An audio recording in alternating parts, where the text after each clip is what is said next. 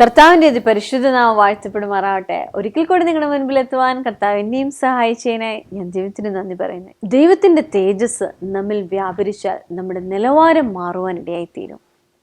പഴയ നിയമത്തിൽ ദൈവ തേജസ് വെളിപ്പെട്ടത് നമുക്ക് കാണത്തക്ക വിധത്തിലാണ് എങ്കിൽ ഇന്ന് നമുക്ക് ദൈവ തേജസ് പുതിയ നിയമത്തിൽ നമുക്ക് കാണുവാൻ കഴിയുന്നത് ക്രിസ്തുവിലൂടെയാണ്. അനുഗ്രഹിക്കപ്പെട്ടൊരു മെസ്സേജാണ് നമ്മൾ കേൾക്കാനായി പോകുന്നത്.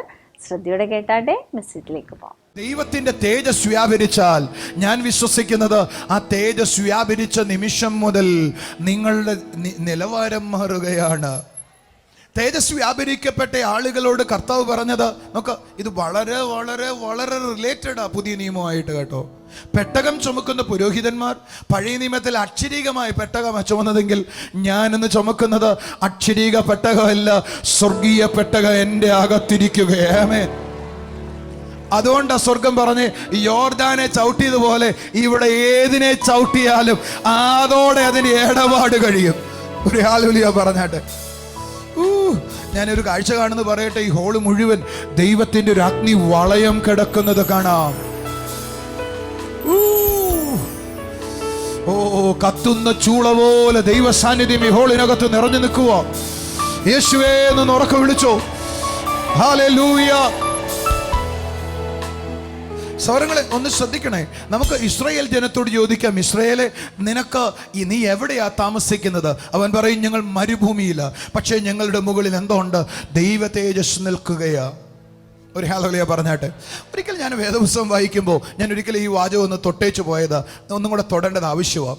ഒരിക്കൽ വേദപുസ്തകം വായിക്കുമ്പോൾ സംഖ്യാപുസ്തകം ഞാൻ വായിക്കുകയാണ്. 21-ാം അധ്യായം 6-ാമത്തെ വാക്യം അവിടെ എഴുതിയിരിക്കുക, മിസ്രൈമിൽ നിന്ന് പുറപ്പെട്ട ഇസ്രായേൽ ജനത്തെ അഗ്നിസർപ്പങ്ങൾ സന്ദർശിച്ചു എന്ന് പറഞ്ഞാൽ സർപ്പത്തിന്റെ കടിയേറ്റു അവർക്ക്.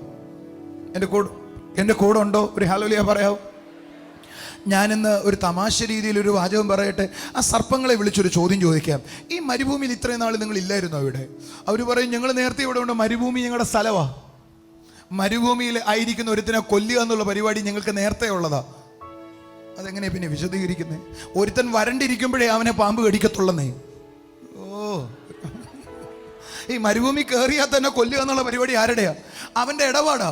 പക്ഷെ ഇതുവരെ ആര് കടിച്ചില്ല, അവനെ കടിച്ചില്ല. അപ്പം ഞാൻ ചോദിക്കുന്നത്, പാമ്പെ നീ അഗ്നിസർപ്പത്തോടൊന്ന് ചോദിച്ചാവോ, നീ അവിടെ നേരത്തെ ഇല്ലായിരുന്നു? അവർ പറയുന്ന മറുപടി എന്നായിരിക്കും അറിയോ? ഉണ്ടായിരുന്നു, പക്ഷെ ഇവന്മാരെ കാണാൻ പറ്റിയില്ല. ആളില്ലാഞ്ഞിട്ടല്ല, ഇസ്രായേൽ ജനത്തെ ഇവന്മാരെ തലപൊക്കി നോക്കിയിട്ട് കണ്ടു കിട്ടിയില്ല. അതെന്താ കാരണം? അവൻ തലപൊക്കി നോക്കുമ്പോൾ ഇവൻ കാണുന്നത് സൃഷ്ടാവാകുന്ന കർത്താവ് അവന്റെ മുമ്പിൽ നിൽക്കുന്നതാ. അടുത്തിരിക്കുന്നവരുടെ പോലെ, നിന്നെ പാമ്പ് കടിക്കാൻ കുറച്ച് പൊളിക്കൂന്ന് പറ എന്ന് പറഞ്ഞാൽ അർത്ഥം എന്താണെന്നറിയോ? സഹോദരങ്ങളെ, ഇതൊരു വലിയ കാര്യമാണ്. ദൈവ തേജസ്സുമായി നടക്കുന്ന നിനക്കൊരു പ്രത്യേകതയുണ്ട് സഹോദരങ്ങളെ. നീ ആരാന്നാ നിന്റെ വിചാരം? നീ നടക്കുന്ന വഴിയിൽ പാമ്പും കേളും ഒക്കെ ഉണ്ടാകാം, പക്ഷെ അത് നിന്നെ തൊടുകയില്ല. നിന്റെ വലത്ത് 1000 പേരും നിന്റെ വശത്ത് 10,000 പേരും വീഴും, അത് നിന്നെ തൊടത്തില്ല. അതെങ്ങനെയാ തൊടുന്നേ? നിന്റെ മേൽ വ്യാപരിക്കുന്ന ദൈവ തേജസ്സുണ്ട്. എൻ്റെ ഭാഷയിൽ പറഞ്ഞാലേ സമുദ്രം അല്ലെങ്കിൽ സമുദ്രം ഓടിപ്പോയി എന്ന് എഴുതിയിരിക്കുന്നത്. എൻ്റെ വിശ്വാസം ഞാൻ പറയാം. ഇസ്രായേൽ ജനം ഇങ്ങനെ നടന്നു വരുവോ, സമുദ്രം നോക്കിയപ്പോൾ കണ്ടത് എന്നായിരിക്കും അറിയാവോ? സത്യത്തിൽ ഇസ്രായേൽ ജനത്തെ ആയിരിക്കില്ല കണ്ടു കാണുക, ഒരു ദൈവ അല്ലെങ്കിൽ സൃഷ്ടാവാകുന്ന കർത്താവ് നടന്നു വരുന്നു. നിങ്ങൾക്ക് വല്ലതും മനസ്സിലാകുന്നോ? ഈ യോർദാൻ നോക്കിയപ്പോൾ മനസ്സിലായി, ഈ യോർദാൻ എന്ത് തോന്നിക്കാണ്? സൃഷ്ടാകുന്ന കർത്താവ്, അവനെ ഉണ്ടാക്കിയ ആള് നടന്നു വരുന്നു. പുള്ളി പറഞ്ഞു, സാർ ഞാൻ സ്ഥലം മാറിയേക്കാം. അതാ സംഭവിച്ച സഹോദരങ്ങളെ. എന്ന് പറഞ്ഞാൽ നീ ചെല്ലുന്നിടത്ത് സകല വഴിയും തുറക്കാനായി തുടങ്ങും. വല്ലതും പിടികിട്ടുന്നോ? എന്ന് തലയിലോട്ട് കൈ ഇങ്ങനെ കാണിച്ചിട്ട് പറഞ്ഞ്, എൻ്റെ മുകളിൽ ദൈവ തേജസ് നിറഞ്ഞു നിൽക്കുകയാണ്. Hallelujah, hallelujah. എൻ്റെ മുകളിൽ എന്ത് നിൽക്കുക? ആ തേജസ് മൂടി നിൽക്കുകയാ. ഹല്ലേലൂയ. അതുകൊണ്ട് ഞാൻ ചവിട്ടുന്ന ദേശമല്ല എനിക്ക് സ്വന്തമായി തീരുന്നത്. ഹല്ലേലൂയ. നിന്റെ കാൽ ചവിട്ടുന്ന ദേശം നിനക്ക് സ്വന്തമായി തീരുകയാ. കാരണം നീ നടക്കുന്നത് അവന്റെ തേജസ്സുമായിട്ടാണ്. ഓ, നാർത്തു വിളിച്ചൊരു ഹല്ലേലൂയ പറഞ്ഞു. അപ്പൊ പഴയ നിയമത്തിൽ ദൈവത്തിന്റെ തേജസ് വിസിബിൾ ആയിരുന്നു. എല്ലാവരും ഒന്ന് പറഞ്ഞേ, പഴയ നിയമത്തിൽ എന്തായിരുന്നു? ദൈവ തേജസ് എങ്ങനെയിരുന്നു? ഷെക്കേന, വിസിബിൾ ആയിരുന്നു. എല്ലാവരും ഒന്ന് പറഞ്ഞേ, കാണാമായിരുന്നു. ഉറക്കപ്പറ, എന്തായിരുന്നു? എന്നാൽ പഴയ നിയമത്തിൽ നിന്ന് പുതിയ നിയമത്തിലേക്ക് വന്നപ്പോൾ തേജസ് കാണാവുന്ന വിധത്തിൽ വെളിപ്പെട്ടിട്ടുണ്ട്. പക്ഷേ ഞാൻ ദൈവ തേജസ് കണ്ടത് ക്രിസ്തുവിലൂടെയാണ്. ഇതൊരു ഭയങ്കര കാര്യമാട്ടോ. അടുത്തിരിക്കുന്ന ആളുടെ കൈ കൊടുത്തിട്ട് പറഞ്ഞ്, പുതിയ നിയമത്തിൽ ദൈവത്തിന്റെ തേജസ് എങ്ങനെയാ കണ്ടത്? ക്രിസ്തു യേശുവിലൂടെയാ.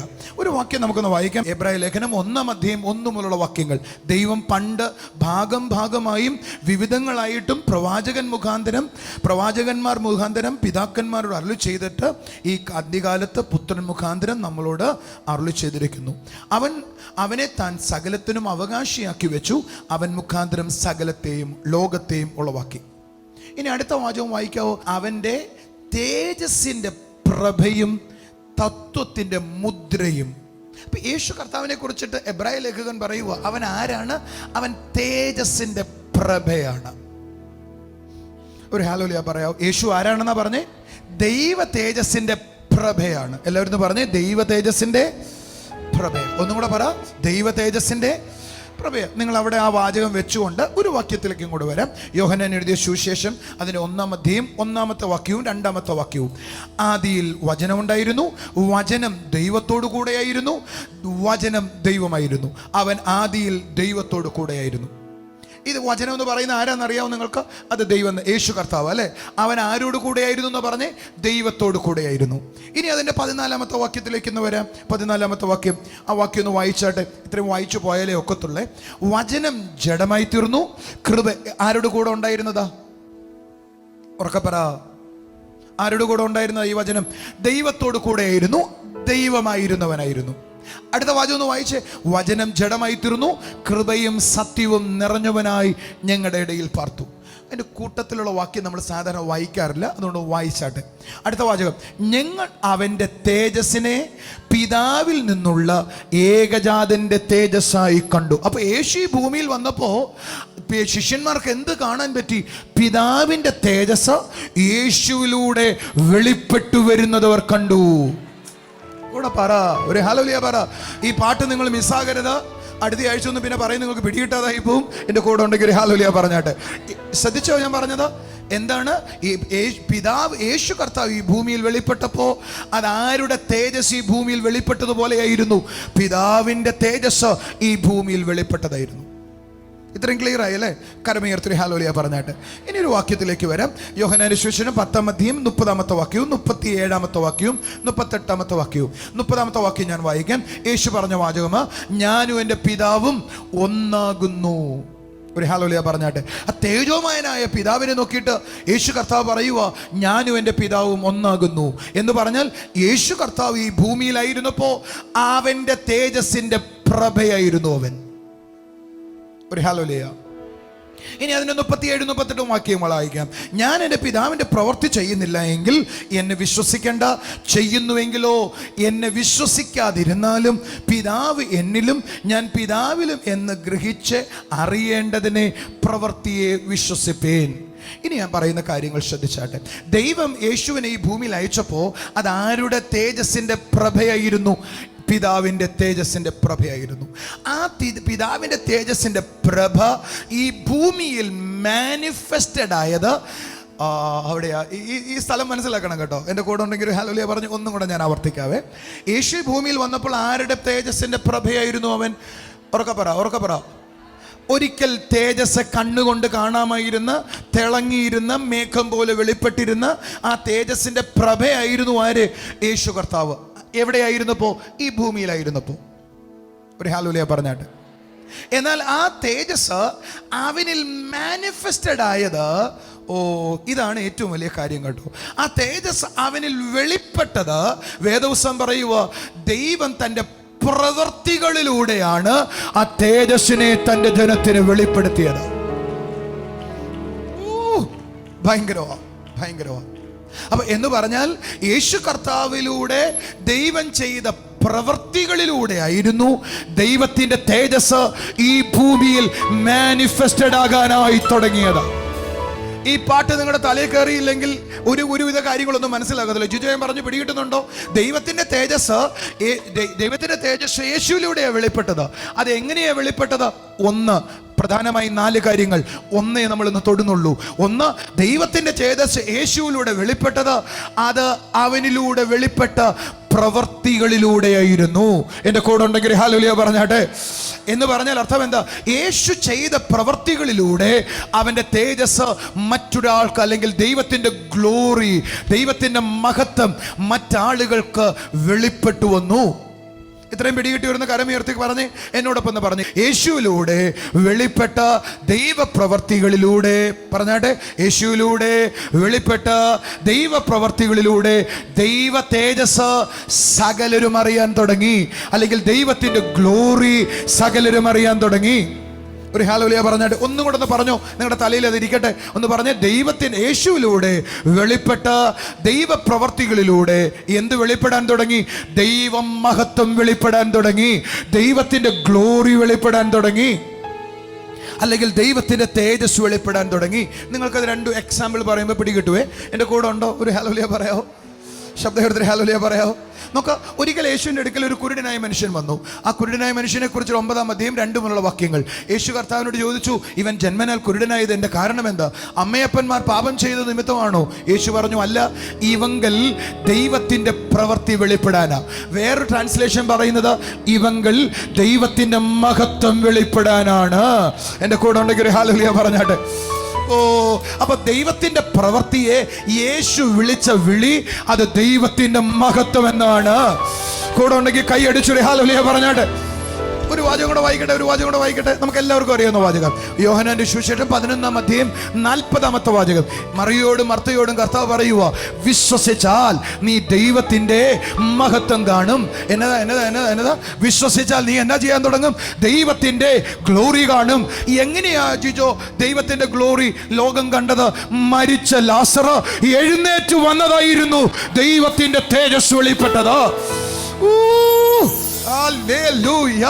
എങ്കിൽ ഈ പകൽ ഞാൻ നിങ്ങളോട് പറയാം, മരിച്ചവനവിടെ കിടക്കത്തില്ല. ഈ പകൽ മുതൽ മരിച്ചത് എഴുന്നേൽക്കുന്നത് അവന്റെ ഗ്ലോറിയാണ്. Something is going on. എന്റെ ചർച്ചിലെ ചിലരിന്ന് രോഗക്കിടക്ക വിട്ട് എഴുന്നേക്കുന്ന പകലാകട്ടോ. എന്റെ കൂടെ ഉണ്ടെങ്കിൽ കൈ അടിച്ചു ഹല്ലേലൂയ പറഞ്ഞു.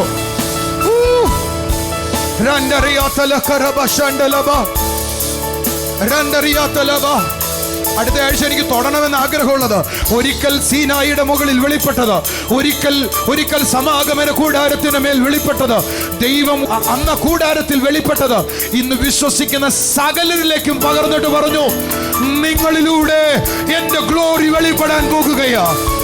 യേശുവേ, അന്ന് പെട്ടകത്തിൽ വസിച്ചത് ഇന്ന് എന്റെ അകത്ത് വസിച്ചോണ്ട് പറയുവോ, the glory reveal. മരിച്ചവൻ എഴുന്നേറ്റപ്പോ സ്വർഗം വിളിച്ച എന്നാന്നറിയോ? ദൈവത്തിന് മഹത്വം ഉണ്ടായെന്ന്. സഹോദരങ്ങളെ, നിന്റെ വീട്ടിൽ ഒരുത്തൻ മരിച്ചു പോകുന്നത് ദൈവത്തിന്റെ ഗ്ലോറി അല്ല, പകരം മരിച്ചവൻ എഴുന്നേക്കുന്നത് ദൈവപ്രവൃത്തിയാ, ദൈവത്തിന്റെ ഗ്ലോറി എന്ന് പറയുന്നത്. ശബ്ദവീർത്തി ഹല്ലേലൂയ പറഞ്ഞാട്ടെ. ഞാൻ നിങ്ങളോട് പറയുന്നൊരു വാചകം ഓർമ്മയുണ്ടോ? ഇവിടെ ദൈവമഹത്വമുണ്ട്, ദൈവത്തിന്റെ തേജസ് വെളിപ്പെട്ടു, ദൈവത്തിന്റെ ഗ്ലോറി വെളിപ്പെട്ടു എന്ന് പറയുന്ന ദിവസങ്ങൾ ഓർമ്മിക്കുന്നു. അന്ന് മുടന്തൻ നടന്നു ഇതിനിടയിൽ, അന്ന് ഇതിനകത്ത് ചെകിടൻ കേട്ടു, അതിനകത്തിരിക്കുന്ന കാഴ്ചയില്ലാത്തവൻ കണ്ടു. എന്റെ കാരണം മനസ്സിലായോ? ദൈവ തേജസ് വെളിപ്പെട്ടാൽ സകല ജഡവും കാണുന്നത് ഒന്ന് അവന്റെ പ്രവൃത്തിയിലൂടെയാ വെളിപ്പെട്ടു വരുന്നേ. യേശുവേ,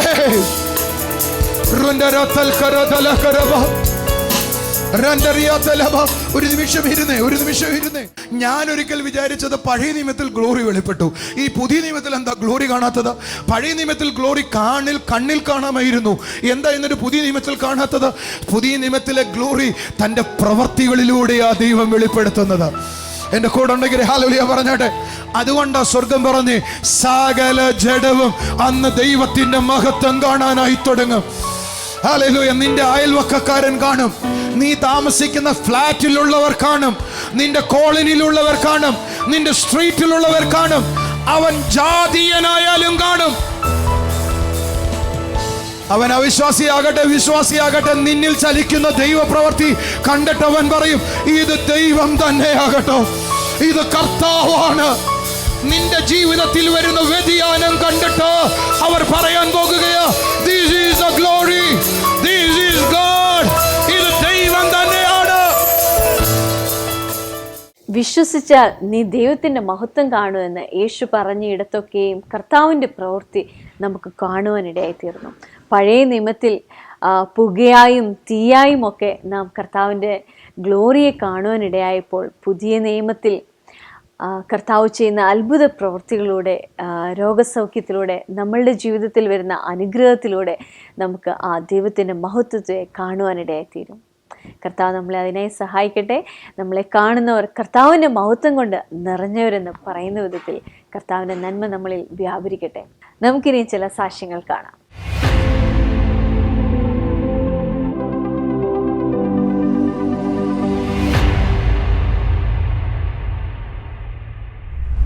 നമ്പർ 68. സിസ്റ്റർ, ഈ ബ്രദറിന്റെ പേര് സെൽവൻ എന്നാണ്. പേയാട് എന്ന് പറയുന്ന സ്ഥലത്തു നിന്നുമാണ് ഇവർ കടന്നു വരുന്നത്. ഈ ബ്രദറിന് കഴിഞ്ഞ 4 വർഷങ്ങൾക്ക് മുൻപ് ഹാർട്ടിന് കംപ്ലൈന്റ് ഉണ്ടായിരുന്നു. എന്നാൽ ബ്രദറിനെ നമ്മുടെ ചർച്ചിലേക്ക് വരികയും ബ്രദറിന്റെ അടുത്ത് വന്ന് ഈ വിഷയത്തിന് വേണ്ടി പ്രാർത്ഥിക്കുകയും ചെയ്തു. അതിനുശേഷം ആ പ്രോബ്ലം ഇല്ല, കർത്താവ് പൂർണ്ണമായി സൗഖ്യമാക്കി എന്നാണ് നമ്മളോട് മുന്നിൽ സാക്ഷ്യപ്പെടുത്തുന്നത്. Thank you Jesus. അതോടൊപ്പം തന്നെ കഴിഞ്ഞ 30 വർഷത്തോളമായിട്ട് ബ്രദറിന് ഫിക്സ് വരുമായിരുന്നു. 30 വർഷത്തോളം ഫിക്സ് വരുമായിരുന്നു. ഓക്കെ. അത് ഈ ഫിക്സ് വരുമ്പോൾ ഒത്തിരി പ്രയാസവും ഒത്തിരി ബുദ്ധിമുട്ടും അനുഭവിച്ചിട്ടുണ്ടെന്നാണ് ബ്രദർ നമ്മളോട് പറഞ്ഞിട്ടുള്ളത്. എന്നാൽ 3 വർഷമായിട്ട് ഇപ്പോൾ ആ ഫിക്സ് വരുന്നില്ല, പൂർണ്ണമായി സൗഖ്യമാക്കി എന്നാണ് നമ്മളോട് പറയുന്നത്. Thank you Jesus. ബ്രദറെ, 30 വർഷമായിട്ട് ഫിക്സ് വരുമായിരുന്നു. ഇവിടെ വന്ന് പ്രാർത്ഥിച്ചു, എങ്ങനെയാ ഇത് മാറിയത്? പ്രാർത്ഥിച്ച ശേഷം വരുന്നില്ല. 3 വർഷത്തോളമായിട്ട് ഇപ്പൊ യാതൊരു പ്രയാസവും ഇല്ല. ഹല്ലേലൂയ. 30 വർഷത്തോളം ഫിക്സ് വരുമായിരുന്നു ബ്രദർ പറയുന്നത്. ഇപ്പൊ 3 വർഷമായിട്ട് ബ്രദറിന് യാതൊരു കുഴപ്പവും ഇല്ല. കരങ്ങളടിച്ച് ദൈവത്തെ സ്തുതിക്കാം. Thank you Jesus. അടുത്തത് ആന്റിയുടെ